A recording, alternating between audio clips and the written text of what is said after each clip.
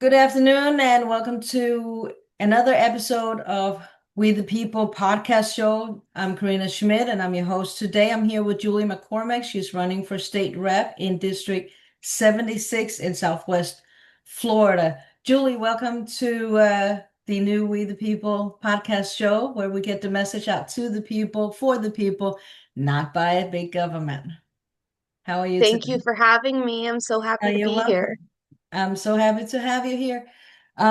Julie, can you please tell our audience a little bit about yourself and the reason why you chose to run for state rep?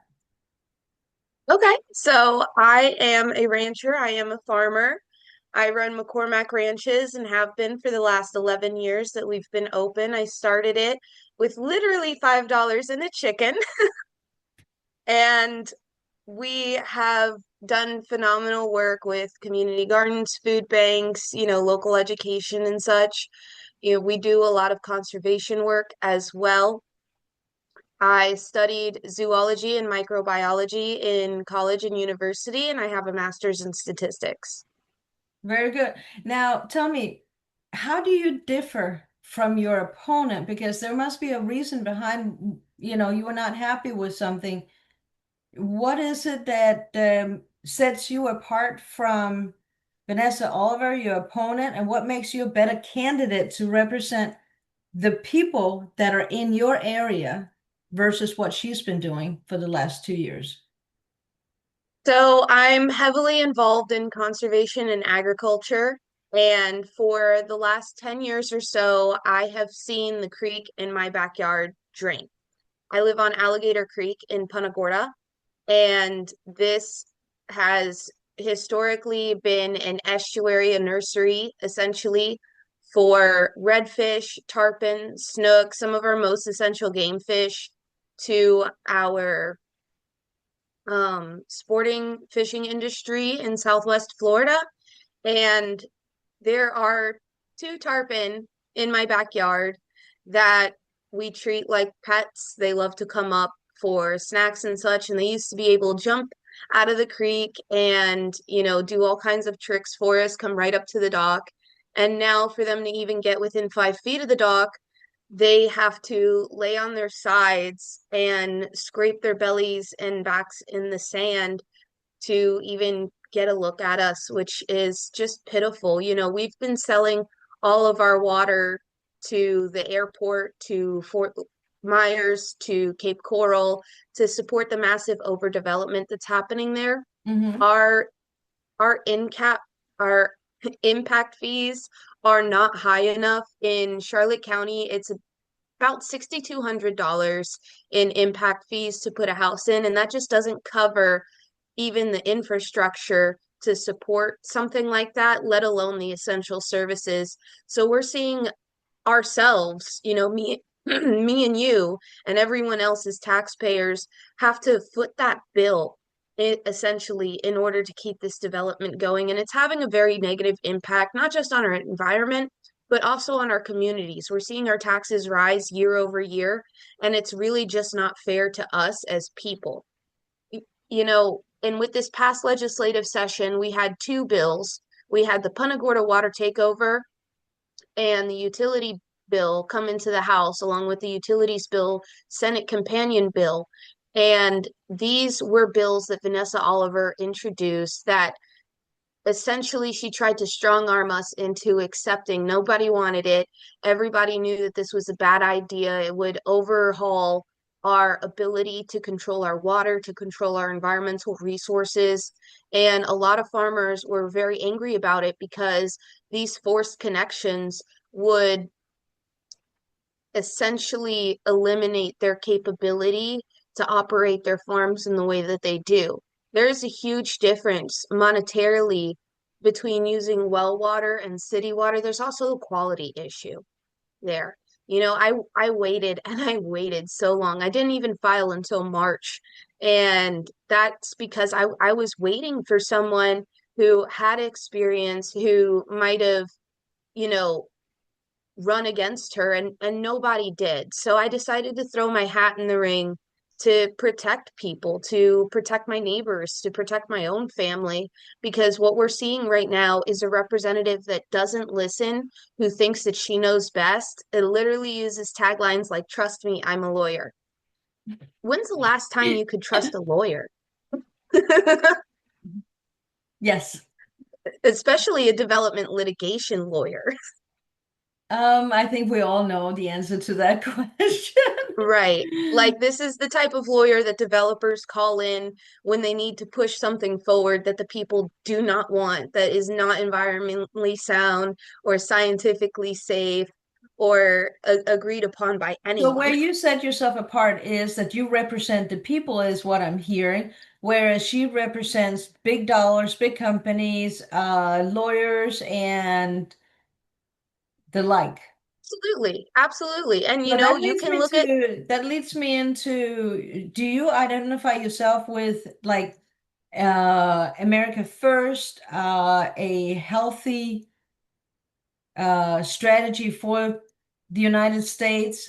MAHA is a popular word for that, make America healthy again, versus on the other side, we have Vanessa Oliver, who is most assuredly establishment politician, career politician, and backed by a ton of money yeah, that absolutely. So that the average citizen in your area could never go against. So really, she right. doesn't represent the people. Is that what I'm hearing from you? Absolutely. So I'm very America first. We need to put our own people, our own land, our own resources before special interests, especially foreign ones. And we need to be healthy as a community and as a nation to continue pressing on. So, as an organic rancher and farmer, I am all about healthy food. I'm all about being healthy and having my community, my neighbors be healthy. That's why we're organic. We want everyone to be healthy. And as we need to protect ourselves. We need to make sure that our representation is real representation that listens to the people. My donations for my campaign are largely from actual people living in Punta Gorda, Fort Myers, Arcadia, in my district. Hmm. And hers are all AI developers, big Donors, oil, big law aviation. firms. It's very, it's pretty bought and Well, paid it for. is interesting who pays into a campaign, who donates to a campaign is where your support is. Most assuredly, there's no deniability on that one.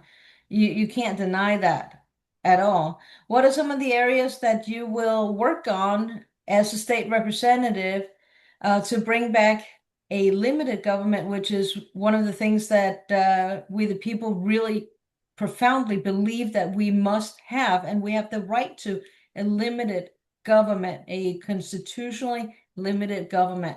What are some of the areas that you are going to work on that secures the limited government and that represents a Republican form of government, whereas your opponent has violated that? We can most assuredly say that. HB So one of my favorite 77 was an things, attack on us. yes. So one of my favorite things about the Constitution is the clear leveling of where government reach should go. And home rule is so important. It's important to us today just as much as it was important to the founders of this nation. My opponent voted over 50 times this past legislative session to strip us of our home rule. So as representative, that is something that I'm absolutely going to defend every single time. We need to maintain our home rule. We need to make sure that the government is limited and that Tallahassee is not reaching and overreaching, especially into our daily lives to control every single aspect. The state should not have rule over our water, over our land, and over our daily lives. Such decisions, such as what areas are going to get developed and what infrastructure goes in where, should absolutely be a local issue. Yeah, that's interesting how different you guys are, really. It And your really is. yeah, you're like day and night, really. One is big government and you're for small government and the rights of the people. In your perspective, what are the three most important rights that the Bill of Rights guarantee the people and why? So the right to free speech is absolutely essential, and I believe that that free speech also constitutes a general limitation on the government, not only to limit our speech, but also to reaching into our daily lives with privacy. We have flock cameras everywhere in Charlotte County, and that's something that should absolutely be banned. We shouldn't be handing foreign nations cameras into our daily lives, I you agree. know.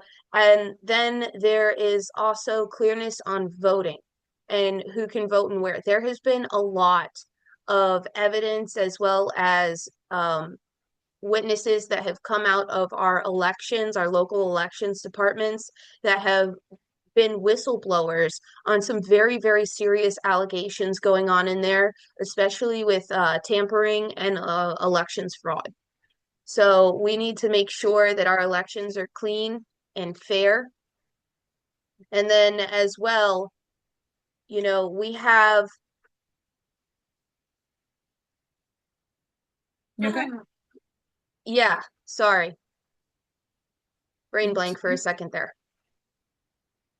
So we also have in our Constitution the right to home rule. That needs to be defended. If we cannot decide what is going on with our own families and with our own land, our own resources, and have that stripped away from us, we're not a republic anymore. We're a dictatorship. So protecting the freedom, the rights, and the liberties of everyday people is absolutely essential. What do you think are some of the areas of the Constitution pertaining to, for example, the Bill of Rights and so, that you feel your opponent has blatantly violated? Blatant violations. Well, let's see. There is the water takeover. There's also a commitment to ethics that lawmakers must have. And part of that commitment to ethics is not putting forward bills that directly affect their own businesses in a positive manner. And we've seen multiple health bills, so-called health bills from Vanessa Oliver go forward that directly impact her business Ambitrans in a positive way. And this is a huge, huge violation of ethics, of our rights as people to be duly represented by real representation that reflects us and our needs. Instead, what we're seeing out of her is we are seeing someone who got into the House of Representatives and just started putting forward bills that were going to benefit her own businesses instead of the people at So large. your opponent, in other words, is in office for self-interest purposes, Absolutely. promotion of her own endeavors, rather than putting forth the rights of the people, the interest of the people, and that is what you're running against. Yes, we need real representation that listens to the people, that identifies what our needs are, and acts on those accordingly. As representative, not only am I going to do that, but I'm going to hold town halls with people throughout my district to identify what they think and what they need in their daily lives. So that way we can move forward as one district, and the votes that we see in Tallahassee come out of a representative have to reflect the will and the needs of the people, not that just Julie, what that I'm representative curious wants. now after this talk, has Vanessa Oliver been willing to meet with you and debate? So she has been invited to debates 3 times by me, twice over email and once in person, and she has not responded whatsoever. At the Burnt Store Conservative Club, we were both at the same event for the first time on the campaign trail, and she came over to wish me a fair fight, a fair campaign trail. And I said, that's great, that's wonderful, best of luck to you too, even though I'm crushing you right now. But by the way, would you like to come and do a debate? and she just turned and walked away from me. So I'm not very confident that she is going to show up on the debate floor. There is a debate that's being held in Lee County. The Lee County Republican Forum is going to be Saturday evening. And as far as I know from Lee County Republican leadership, she has been reached out to, but has not confirmed and has not said if she is even going to be there. So I think that this is going to be another debate that she's just going to skip out on. And that's this Saturday? That's this upcoming, that's tomorrow, yes. Yes. Okay, so this show will air just a little bit later than that. There is an opportunity to meet her as well on July 24th at the REC meeting. That's Friday night at 6 p.m. Yes. What is That, your anticipation of her reaction to your presence there? Because you're going to be there as well. she holds herself in such a high-nosed position that I don't think that much is going to come out of it. I don't even think that she'll probably even try to talk to me. She'll probably just try to avoid me around the room again, like she has done in past times at the Cape Coral Republican Club. However, that meeting at the REC is not going to be a debate. Now, every No, it's single not. candidate will get some time to speak, but we have been strictly prohibited from, firing shots off at each other or from debating on the stage floor.